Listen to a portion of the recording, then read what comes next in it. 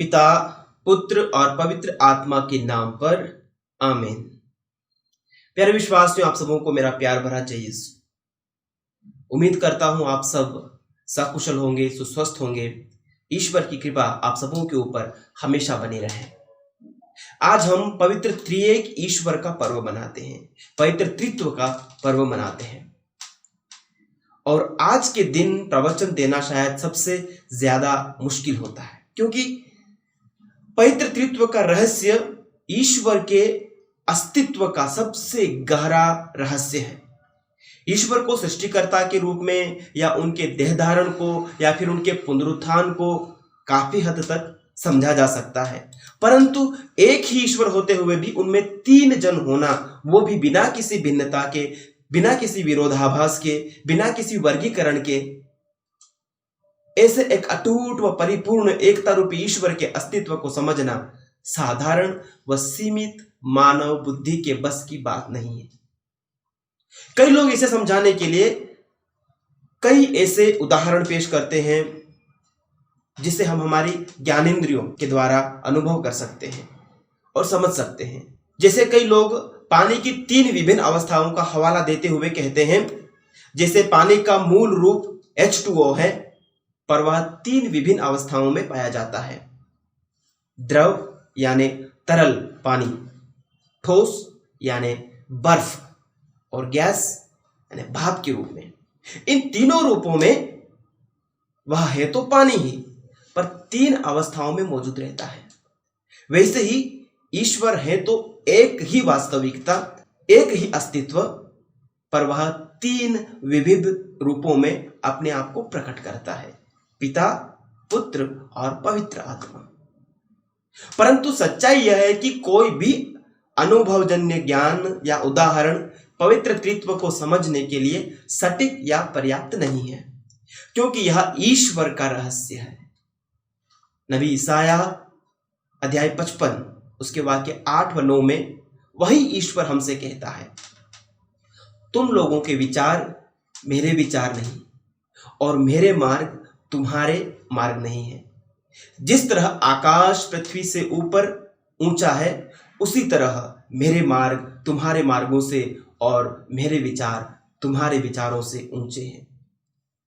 जब हम पवित्र त्रित्व के बारे में बात करते हैं तो मैं इसकी शुरुआत संत यूहन्ना के पहले पत्र अध्याय 4 उसके वचन 8 से करना उचित समझता हूं, जहां पर संत यूहन्ना ईश्वर की परिभाषा इन शब्दों में पेश करते हैं, ईश्वर प्रेम है। हम ख्रिस्तियों की सबसे हटकर पहचान है और वो यह है हमारी ईश्वर को लेकर समझ और ईश्वर की जो हमारी पहचान है। ख्रिस्तियों के लिए ईश्वर प्रेम है, ईश्वर प्यार है। एक यहूदी या फिर मुस्लिम यह कहेंगे कि ईश्वर प्यार करता है, यह सच है, परंतु ईसाईयत की अलग पहचान इस बात को लेकर है कि हमारे लिए ईश्वर प्यार है। ईश्वर खुद प्यार है, खुदा खुद हमारे लिए मोहब्बत है। वो सिर्फ मोहब्बत करने वाला ईश्वर नहीं, लेकिन वो स्वयं हमारे लिए वो प्यार बन जाता है, वो प्यार है। दूसरे शब्दों में प्यार वह कोई चीज नहीं जिसे ईश्वर करता है, परंतु प्यार ईश्वर की परिभाषा है, ईश्वर की पहचान है, या फिर प्यार ईश्वर का अस्तित्व है, उनका वजूद है। ईश्वर प्यार है, यह दावा ही पवित्र त्रित्व को समझने व पहचानने का आधार है। ईश्वर प्यार है और ईश्वर त्रित्व है, ये दोनों एक ही बात की ओर इंगित करता है। यदि हम ये कहते हैं कि ईश्वर प्यार है, तो ईश्वर के अपने अस्तित्व के भीतर ही यह प्यार क्रियाशील होना चाहिए, यानी ईश्वर के एक ही अस्तित्व में प्यार करने वाला, प्यार पाने वाला और स्वयं प्यार मौजूद होना चाहिए।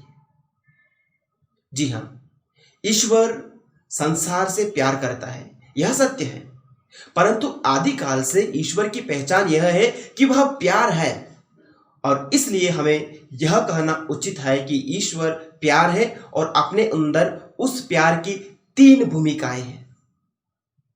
ईश्वर प्यार है और उस ईश्वर के अंदर इस प्यार की 3 भूमिकाएं हैं। पिता जो कि प्यार का उद्गम है, प्यार का स्रोत है, और जो पुत्र से प्रेम करता है, और पिता और पुत्र के बीच का यह प्रेम ही आत्मा है। पवित्र त्रिएक ईश्वर यह बतलाता है कि उसमें प्रेम की परिपूर्णता है।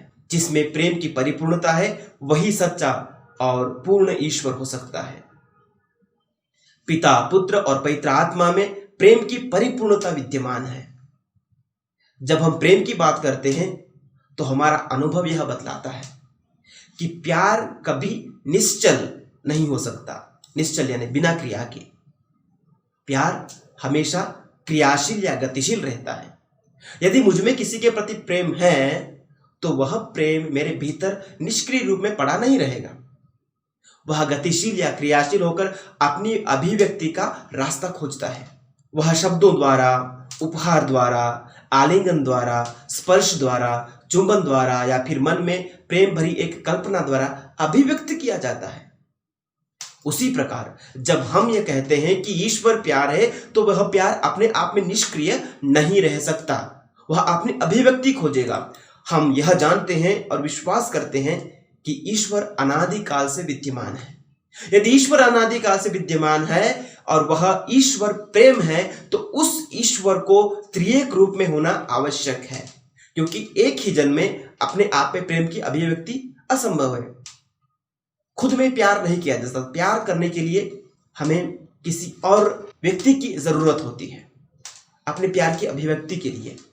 इसलिए ईश्वर जो प्यार है वह पिता, पुत्र और पवित्र आत्मा के रूप में एक ही प्यार के बंधन में, एक ही सह अस्तित्व में निवास करता है। एक ही बंधन, एक ही प्यार का बंधन और एक ही सह अस्तित्व।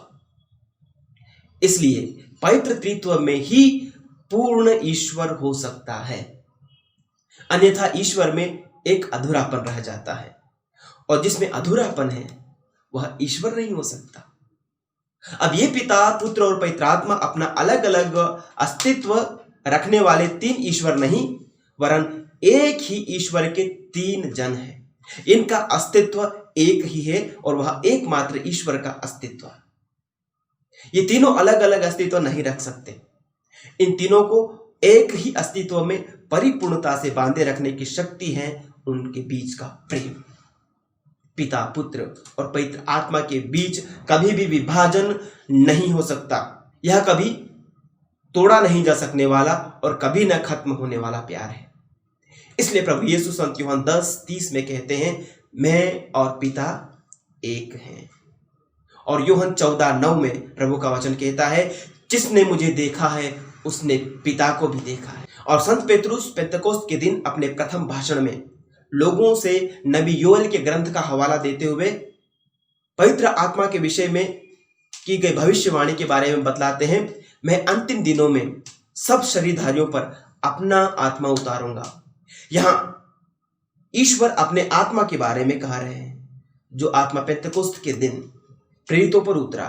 वह ईश्वर से बाहर अस्तित्व रखने वाला कोई आत्मा नहीं, परंतु स्वयं ईश्वर का आत्मा था। यानी पवित्र त्रित्व का तीसरा जन स्वयं ईश्वर के त्रिएक सत्ता से प्रसृत होता है। ईश्वर का त्रिएक रूप में होना हमें क्या सिखलाता है? ईश्वर का त्रिएक अस्तित्व है, यानी प्रेम की परिपूर्णता का अस्तित्व है।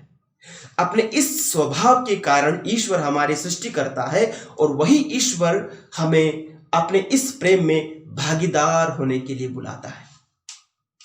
संत यूहन्ना 14:23 में प्रभु कहते हैं, यदि कोई मुझे प्यार करेगा तो वह मेरी शिक्षा पर चलेगा। मेरा पिता उसे प्यार करेगा और हम उनके पास आकर उसमें निवास करेंगे। यदि कोई मुझे प्यार करेगा तो वह मेरी शिक्षा पर चलेगा। मेरा पिता उसे प्यार करेगा और हम उसके पास आकर उसमें निवास करेंगे।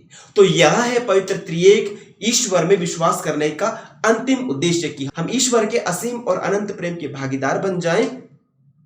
और संत यूहन्ना 14:1 में प्रभु यीशु अपनी ख्वाहिश इन शब्दों में बयां करते हैं, जिससे जहां मैं हूं वहां तुम भी रहो, जिससे जहां मैं हूं वहां तुम भी रहो। प्रभु यीशु कहाँ है, इसके बारे में संत यूहन्ना 14:11 में यीशु हमें बतलाते हैं, मैं पिता में हूं और पिता मुझ में है।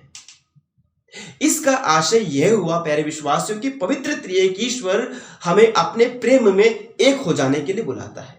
यानी हम सब पिता, पुत्र और पवित्र आत्मा की एकता में भागीदार होकर एक हो जाएं। यीशु ख्रिस्त की शिक्षाओं पर चले बिना हम उनसे प्यार नहीं कर पाएंगे और न ही उनके प्यार के सहभागी बन पाएंगे।